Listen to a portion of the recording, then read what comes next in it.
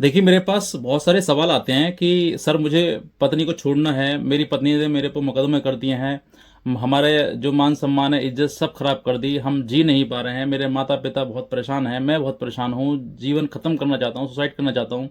ऐसे तमाम प्रश्न मेरे सामने आते हैं। लेकिन इन सभी प्रश्नों के साथ में जो सवाल ये है कि मैं अपनी पत्नी को छोड़ना चाहता हूँ, तो मैं आज एक थोड़ा-सा आपका जो व्यू है, जो आपका दृष्टिकोण है, उसको मैं थोड़ा-सा क्लियर करना चाहूँगा कि अगर आप पत्नी को छोड़ोगे, तो आपके ऊपर क्या-क्या परेशानियाँ आ सकती हैं, क्या जीवन में हो सकता है और किस तरीके से आप फ्रस्ट्रेटेड लाइफ़ अपने जिएँगे। वो मैं आपको कुछ चीज़ें बताना चाहूँगा, लेकिन उससे पहले ये भी कहना चाहूँगा अगर आप नए हैं तो तुरंत सब्सक्राइब करें और बेल आइकन प्रेस करें ताकि भविष्य में नई वीडियो आपके पास अपडेट जा सके। देखिए, पत्नी को छोड़ना आसान नहीं है। आज के समय में अगर आप पत्नी को छोड़ना चाहते हैं तो छोड़ सकते हैं, नो प्रॉब्लम, क्योंकि उसने कहीं न कहीं गलती करी है और उसकी गलतियों की माफ़ी आपके सामने नहीं है। उसने छल किया है, कपट किया है या फिर झूठ बोला या फिर उसके अवैध संबंध हैं या फिर आपके साथ रहना नहीं चाहती है, वो मायके में है या फिर आपके ऊपर मुकदमे उसने कर दिए हैं। तो ऐसी परिस्थिति तमाम आपके सामने आएगी। कोई भी सी भी कंडीशन ऐसी में आ सकती है, लेकिन इस समय पर एक पुरुष जो है वो यही निर्णय लेता है कि मुझे अपनी पत्नी को रखना नहीं है। मत रखिए, बेशक मत रखिए, लेकिन आप उससे पहले कुछ चीज़ों को ध्यान रखिए।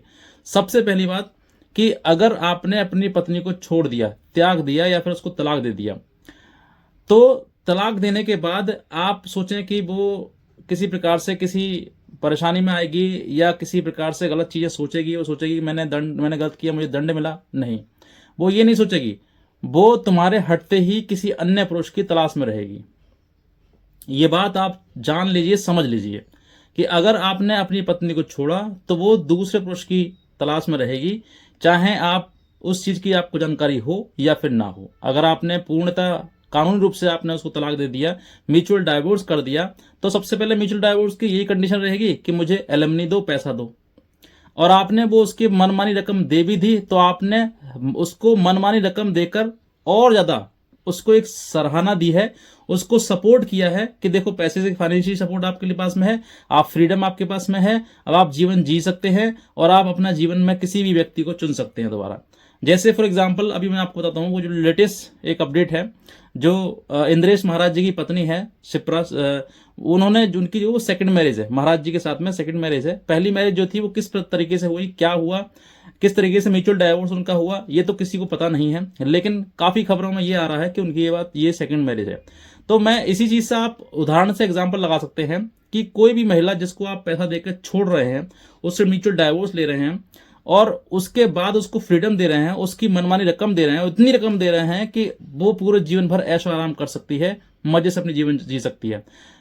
वहीं पर तुम क्या कर रहे हो, तुम अकेले रह गए।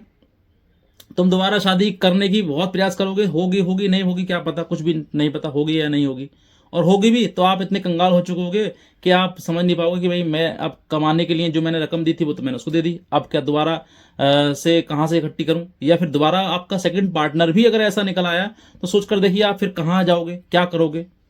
तो ऐसी परिस्थिति में आपके लिए सेकंड जो ऑप्शन है कि मैं छोड़ दूंगा, ये मत अपनाइए। अगर आपने आपकी पत्नी ने आपके ऊपर मुकदमे कर दिए और आप बहुत ज़्यादा परेशान हैं, बहुत ही ज़्यादा परेशान हैं, अति से अति ज़्यादा परेशान हैं, तो आप उन परेशानी को अपनी ढाल बना लीजिए, अपनी कमजोरी को ही अपनी ताकत बना लीजिए, ताकि आपसे वो जीवन भर लड़ सके। जिस महिला ने आपका जीवन खराब किया है उससे जीवन भर लड़ने की आज दृढ़ संकल्प ले लीजिए कि जीवन भर लड़ना है मुझे इससे, मुझे इसको कभी छोड़ना ही नहीं है, ताकि इसको एहसास रहे कि हाँ इस मैंने गलत किया है और इसीलिए आज मुझे सजा मिल रही है। और तुम्हारा लाइफ है, तुम्हारी जीवन है, ठीक करना है करिए, नहीं करना है तो भगवान के शरण में छोड़ दीजिए कि चलो ठीक है जीवन ऐसा है, अब ऐसा बीत गया। आप आज के समय में आप किसी भी व्यक्ति से कोई उम्मीद नहीं रख सकते हैं कि इस प्रकार की ये महिला निकली तो दूसरी अच्छी निकल आएगी, नहीं, कोई उम्मीद नहीं है। ऐसे तमाम केसेस हैं कि सेकंड टाइम पे भी उनके साथ में इस तरीके की गतिविधियां हो रही हैं, मुकदमेबाजी हो रही है, चीजें सामने आ रही हैं। फर्स्ट कंडीशन तो ये हुई कि आपका इस तरीके का अगर जीवन आप बिताओगे, आप सोचोगे कि मैं इसको अलग कर दूं, छोड़ दूं, तो आपके सामने ये कंडीशन आएगी आएगी। सेकंड कंडीशन, आपके ऊपर मुकदमे तमाम हो जाएंगे। आप डॉरी का मुकदमा आपके ऊपर, मेंटेनेंस का मुकदमा आपके ऊपर, घरेलू हिंसा का मुकदमा आपके ऊपर, तमाम मुकदमे आपके ऊपर हो जाएंगे और उन मुकदमों के नीचे तुम दब जाओगे अगर तुम छोड़ने का प्रयास करोगे एक महिला के लिए। तो हाँ, रही बात कि उसको अलग करके उसको दंड देने की, तो देखो दंड अगर तुम उसको दोगे तो दंड तुमको भी मिलेगा। कानून कहीं ना कहीं कानूनी रूप से परेशानी में फंसे तुम भी रहोगे। और इसी वजह से जो है ये चीज़ें इतनी बिगड़ रही हैं। आज के टाइम आप देखिए, सोशल मीडिया उठाकर देख लीजिए, या आप अपने ही समाज में, अपने मोहल्ले में आप देख लीजिए, कोई एक दो घर छोड़ो कहीं ना कहीं वो मैटर चल ही रहा होगा, किसी ना किसी कानूनी रूप से चल ही रहा है। और इतनी अति हो चुकी है, इतनी परेशानी हो चुकी है, आप किसी भी पार्टनर से ये उम्मीद नहीं कर सकते हैं कि कल को वो आके तुम्हारे घर में जीवन तुम्हारा अच्छा कर देगी, या तुम्हारे अनुसार वो ढल जाएगी, या रह लेगी तुम्हारा अनुसार। तो मैं ये कहता हूं कि आप जो है, अगर आपकी पत्नी, देखिए शादी विवाह जीवन में एक ही बार होता है, बार बार ये होना अच्छा भी नहीं लगता है, क्योंकि हमारे हिंदू रीति रिवाज में ऐसा नहीं है कि हम बार बार शादियां करते रहें। लेकिन अगर आपकी शादी अच्छी खासी शादी, जिसको आपने बहुत प्रेम किया, आपने बहुत उम्मीदों से शादी करी और सब कुछ उसको रिछावर किया, लेकिन उसने धोखा दिया तुम्हारे लिए, तो आप ये समझ लीजिए आप सेकंड पर्सन से उम्मीद नहीं कर सकते हैं कि वो तुम्हें धोखा नहीं देगा।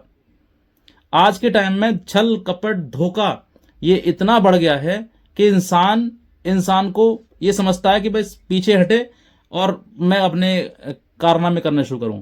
अब एक पति है, सुबह नौकरी जाएगा, या फिर अपनी पत्नी का ध्यान रखेगा, या उसका फोन चेक करेगा, या उसकी कॉल डिटेल निकालेगा, या उसके कॉल ट्रेस करेगा, क्या करेगा?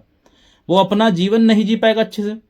आजकल की महिलाएं जो हैं वो इस तरीके से करती हैं कि पति गया नौकरी पर और पत्नी चली गई कहीं और, पड़ोसी के साथ में, या कहीं और किसी और को बुला लिया।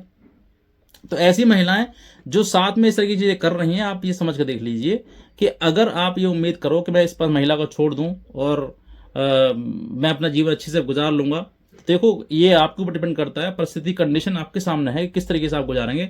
लेकिन मैं ये कहता हूं कि जिस महिला ने आपका जीवन खराब किया उसको छोड़िए मत, उसको अंतिम सांस तक रगड़िए, ताकि पीढ़ी दर पीढ़ी उसकी ये कह सकें कि साहब लड़ाई झगड़ा मत करना, परेशानी ना आए, वरना पूरे जीवन भर मुकदमे चलाओगे।